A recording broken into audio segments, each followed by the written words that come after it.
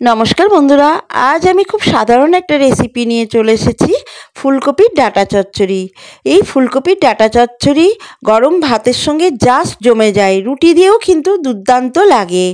আর ফুলকপি খাওয়ার পর আমরা ডাঁটাগুলো কিন্তু অনেকেই ফেলে দিই। এখন বাজারে সবে নতুন ফুলকপি উঠেছে, আর এই নতুন ফুলকপি থেকে কচি কচি ডাঁটাগুলো দিয়ে এইভাবে চচ্চড়ি বানিয়ে খেয়ে দেখুন, খেতে দুর্দান্ত লাগবে। আমি এখানে দুটো ফুলকপির ডাঁটা নিয়ে নিয়েছি, দেখুন ডাঁটাগুলো একদম কচি কচি।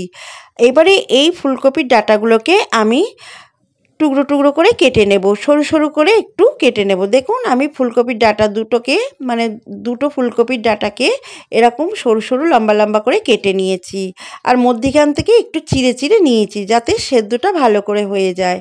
তাই এইভাবে ফুলকপিটা প্রথমে সরু লম্বা করে কেটে নিতে হবে। ফুলকপির ডাঁটায় একটা কচকচানি ভাব থাকে, তার জন্য আমি কি করব, ফুলকপিটা একটু গরম জলে ভাপিয়ে নেব। তার জন্য গ্যাসের উপরে একটা পাত্রে জল গরম করতে বসিয়ে দিয়েছি, তাতে অল্প একটু নুন দিয়ে দিলাম। এবারে নুন দিয়ে এই ফুলকপির ডাঁটাগুলো, কেটে রাখা ফুলকপির ডাঁটাগুলো ধুয়ে ভালো করে পরিষ্কার করে ধুয়ে দিয়ে দেব, একটু নুন জলে ভাপিয়ে নেব। দেখবেন ফুলকপির ডাঁটা একটু শক্ত শক্ত হয় আর একটু কচকচে ভাব হয়। যতক্ষণ না এই কচকচে ভাবটা যাচ্ছে, পুরোপুরি নরম করব না, যতক্ষণ না এই কচকচে ভাবটা চলে যাচ্ছে ততক্ষণ একটু সেদ্ধ করে নেবে। এই 3 থেকে 4 মিনিট একটু ভাপিয়ে নিলেই হবে। এবারে এই ফুলকপির ডাঁটাগুলো দেখুন একদম মোটামুটি প্রায় 50% মতো সেদ্ধ হয়ে গেছে। এবারে এটাকে আমি জলটাকে ছেঁকে নেব। জলটাকে ছেঁকে নেওয়ার জন্য আমি একটা ছাঁকনিতে এই ফুলকপির ডাঁটাগুলো ঢেলে নেব, ঢেলে জলটাকে পুরো ছেঁকে নেব। দেখুন ঠিক এইভাবে ফুলকপির ভাপিয়ে নেওয়া ফুলকপির ডাঁটাগুলোকে জলটাকে ছেঁকে নিতে হবে, এই ছাঁকনিতে একটু ছেঁকে নিতে হবে, নিলেই কিন্তু ফুলকপির ডাঁটা চচ্চড়িটা খেতে বেশি ভালো হবে। আর এই ফুলকপির ডাঁটা চচ্চড়িটা বানাবার জন্য আরও কিছু সবজি আমি কেটে নিয়েছি। এখানে আমি মূলো লম্বা লম্বা করে কেটে নিয়েছি, আলু লম্বা লম্বা করে কেটে নিয়েছি, কুমড়ো লম্বা লম্বা করে কেটে নিয়েছি, বেগুনও ঠিক লম্বা লম্বা সরু সরু করে সব কিছু কেটে নিয়েছি। আপনাদের কাছে যা সবজি থাকবে তাই সবজি দিয়েই এই চচ্চড়িটা বানাতে পারবেন। আমার কাছে এই কটা সবজি ছিল, আমি এই কটা সবজি দিয়েই আজকের এই চচ্চড়িটা বানাবো। এবারে গ্যাসের উপরে আমি কড়াই বসিয়ে দিয়েছি। আমি কড়াইতে অল্প একটু সর্ষের তেল গরম করে নিয়েছি। এবারে তেলটা গরম হলে আমি এখানে কিছুটা ডালের বড়ি ভেজে নেব। এই ফুলকপির চচ্চড়িতে ডালের বড়ি দিলে তার স্বাদ আরও বেড়ে যাবে, দুর্দান্ত লাগবে বন্ধুরা। বড়িটা হালকা একটা কালার, লাল কালার চলে এলে তুলে রেখে দেব একটা পাত্রে। ওই তেলেই আরও 2 চামচ সর্ষের তেল আমি যোগ করে দেব। এবারে তেলটাকে খুব ভালো করে গরম করে নেব। তেলটা গরম হয়ে গেলে ফোড়নের জন্য দেবো 1/2 চা চামচ কালো জিরে আর 2টো শুকনো লঙ্কা। কালো জিরে আর শুকনো লঙ্কাটা কয়েক সেকেন্ড একটু ভাজা ভাজা করে নেব। ফোড়নটা একটু ভাজা হলেই কেটে রাখা সমস্ত সবজিগুলো প্রথমে দিয়ে দেব। আলু, মূলো, কুমড়ো, বেগুন সব একসঙ্গে দিয়েই ভাজবো, কোনো আলাদা আলাদা করে ভাজার দরকার নেই। সমস্ত সবজিগুলো তেলের সঙ্গে খুব ভালোভাবে একটু ভেজে নিতে হবে। এই সময় গ্যাসের ফ্লেমটাকে আমি হাইতেই রেখেছি। হাই আঁচে রেখে এটাকে সবজিটাকে ভেজে নিতে হবে। আর যে ডালের বড়িগুলো আমি ভেজে রেখেছিলাম, সেই ডালের বড়িগুলো আমি একটা হামানদিস্তের ডান্ডা দিয়ে এরকম গুঁড়ো গুঁড়ো করে নেব। আপনারা চাইলে নোড়া দিয়েও এরকম গুঁড়ো গুঁড়ো করে নিতে পারেন। এইভাবে গুঁড়ো গুঁড়ো করে দিলে চচ্চড়িটা বেশি খেতে ভালো লাগবে। ডালের বড়িগুলো একটু ভেঙে ভেঙে ছোট করে দিতে হবে। ঠিক আমি যেমন এরকম ভেঙে নিয়েছি এরকমভাবে ভেঙে নিতে হবে, ঠিক এরকম করে, তাহলে চচ্চড়ির স্বাদটা বেশি ভালো লাগবে। এবারে আমি আবার সবজিগুলোকে নাড়াচাড়া করে বেশ খানিক সময় ধরে ভেজে নিয়েছি।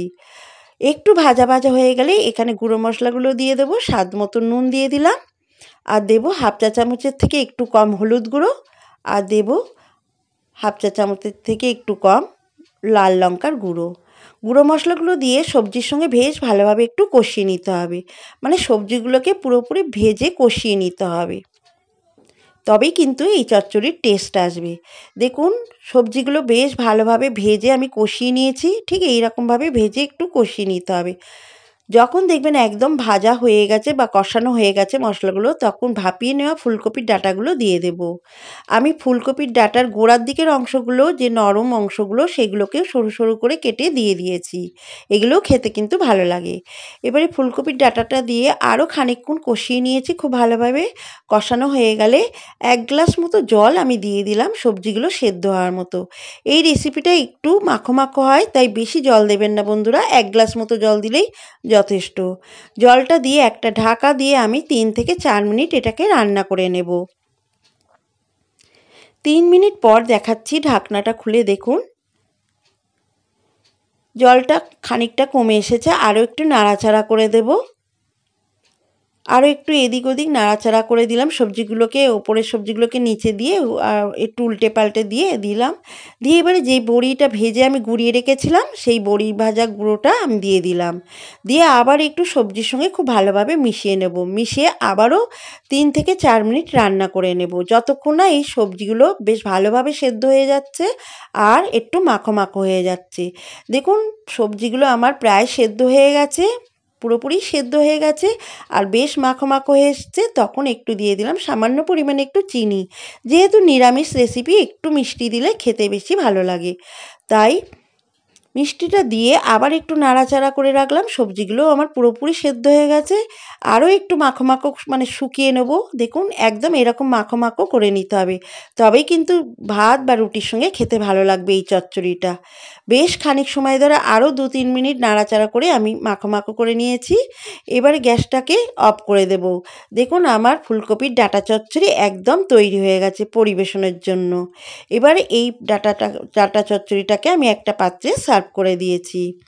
দেখুন কি দুর্দান্ত দেখতে হয়েছে, আর খেতেও কিন্তু অসম্ভব সুন্দর হয় বন্ধুরা। এই ফুলকপির ডাঁটা চচ্চড়ি একবার বানিয়ে খেলে মনে হবে ফুলকপি বাদ দিয়ে এই ডাঁটা চচ্চড়ি খেতে থাকবেন। এত সুন্দর হয় বন্ধুরা, খুব সুন্দর লাগে খেতে। আপনারাও বাড়িতে এইভাবে বড়ি দিয়ে নিরামিষভাবে ফুলকপির ডাঁটা চচ্চড়ি বানিয়ে খেয়ে দেখুন, খেতে দুর্দান্ত লাগে। আর এটা কিন্তু ভাতের সঙ্গেও ভালো লাগে, আবার রুটি দিয়েও কিন্তু খাওয়া যায়, খুব সুন্দর লাগে। আপনারাও বাড়িতে এইভাবে ফুলকপির ডাঁটা চচ্চড়ি নিরামিষ দিনে একবার বানিয়ে খেয়ে দেখুন। আর বাড়িতে যদি বানান তো কমেন্টসে আমাকে লিখে জানাতে ভুলবেন না এই ডাঁটা চচ্চড়ি খেয়ে আপনাদের কেমন লাগলো। আর যদি আমার এই ডাঁটা চচ্চড়ির ভিডিও ভালো লাগে তো একটা লাইক করবেন, আর আমার চ্যানেলটিকে সাবস্ক্রাইব করে আমার পাশে থাকার অনুরোধ রইল। আবারও ফিরে আসবো এরকমই ধরনের একটা সহজ রেসিপি নিয়ে। ততক্ষণে সবাই ভালো থাকবেন, সুস্থ থাকবেন। আর আমার ভিডিওটি এতক্ষণ ধরে দেখার জন্য সবাইকে অসংখ্য ধন্যবাদ।